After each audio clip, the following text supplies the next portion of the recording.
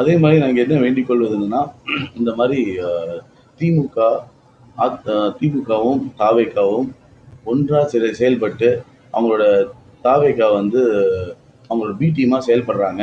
இதை மக்கள் வந்து அறிஞ்சிட்டு இந்த மாதிரி ஓட்டை சிதற விடாம சிந்தாம சிதறாம அனைவரும் ஒழுங்கா நல்ல ஆட்சி கொடுக்குற அதிமுகவுக்கு இந்திய அலையன்ஸுக்கு வாக்களிக்குமாறு நான் மக்களை வந்து சிந்திக்க சொல்றேன். ஏன்னா நீங்க சிந்திச்சு பாருங்க, இந்த மாதிரி இந்த தவறுகள் வந்து இந்த மாதிரி கரப்ஷனும் இந்த மாதிரி இது எவ்வளோ அலிகேஷன் கிட்னி முதற்கொண்டு இங்கே திருச்சியில் இருக்கிற அந்த தனலட்சுமி காலேஜ் ஹாஸ்பிட்டல் வச்சிருக்காரு தான் கிட்னிலாம் திருடிட்டு இருக்காரு.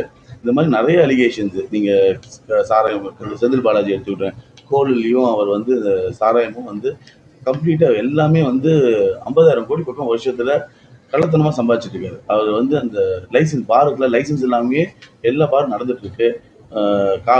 பாட்டில் விற்கிற பாட்டில் 10 ரூபா மேலே விற்கிறாங்க. சில பாட்டில்லாம் டைரெக்டாக மேனுஃபேக்சர்லேருந்து டைரெக்டாக விற்று அக்கௌண்ட் இல்லாமல் அந்த எந்த ஒரு டேக்ஸ் எக்ஸைஸ் டியூட்டி எதுவுமே இல்லாமல் டைரெக்டாக வந்து ஆல்மோஸ்ட் 20 ரூபா பாட்டில் ஆகுதுன்னா 150 ரூபாய்க்கு வெளியில் விற்கிறாங்க. ஸோ இதுதான் நிலைமை. இந்த அளவுக்கு மோசமான நிலைமையில் நம்ம போயிட்டுருக்கோம். மைன்ஸாக இருக்கட்டும், ப்ரெஸ்காரங்க மைன்ஸ் வந்து இதேமாதிரி ஊழல், மணலில் ஊழல், அதேமாதிரி ப்ரெஸ்காரங்களே அட்டாக் பண்ணுறாங்க, ரத்தம் வரைக்கும் அடிக்கிறாங்க. அந்த அடித்ததுக்கப்புறமும் இன்னைக்கு வரைக்கும் அந்த ப்ரெஸ்காரங்களுக்கு ஒரு தீர்வு இல்லை.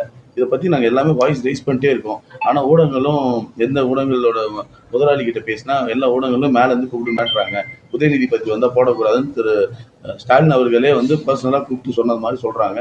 இந்த மாதிரி பயப்படாதீங்க. நீங்கள் நம்ம டெமோக்ராட்டிக் ரைட்ஸ் இதெல்லாம் நம்மளோட பேசிக் ஹியூமன் ரைட்ஸ் இதெல்லாம் வந்து நம்ம அப்போ ஜனநாயகம் நம்ம எதுக்கு நம்ம வந்து சுதந்திரம் அடைஞ்சிருக்கோம். சுதந்திரம் அடையாமல் நம்ம வெள்ளைக்காரன் அடிமையாக இருந்திருக்கலாமே. இவ்வளோ கஷ்டப்பட்டு தியாகம் செஞ்சு எவ்வளோ வேலுநாச்சியார் அம்மையார்லேருந்து எவ்வளோ பெரிய பெரிய தியாகிகள் தமிழ்நாட்டிலேருந்து சுபாஷ் சந்திர போஸ்லேருந்து எவ்வளோ பேர் வந்து நம்ம மண்ணுக்காக மக்களுக்காக தியாகம் செஞ்ச இந்த உயிர்கள்லாம் வீணாக போயிடக்கூடாது.